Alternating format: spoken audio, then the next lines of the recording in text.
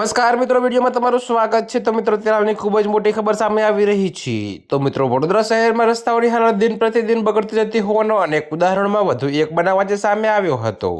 જો કે મિત્રો, રાવપુરા કોઠી રસ્તા પાસે રોડ પર પડેલા ખાડાને કારણે એક દંપતી દુર્ઘટનાગ્રસ્ત બન્યું હતું।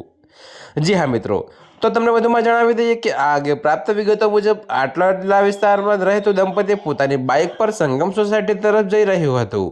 આ દરમિયાન રસ્તા પર મોટા ખાડા ન હોવાથી તારણા હેઠળ તેઓ આગળ વધ્યા હતા, પરંતુ અચાનક ઊંડા ખાડામાં બાઇકનું ટાયર પટકાતા સંતુલન બગડી જતા પતિ રાજુ પટેલ અને પત્ની મેઘા પટેલ રોડ પર પટકાયા હતા।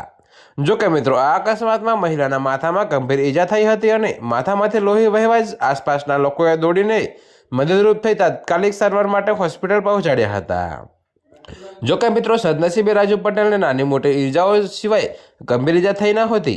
તો આ ઘટના બાદ સ્થાનિકોએ વડોદરા મ્યુનિસિપલ કોર્પોરેશનની બેદરકારી સામે આક્રોશ વ્યક્ત કર્યો હતો।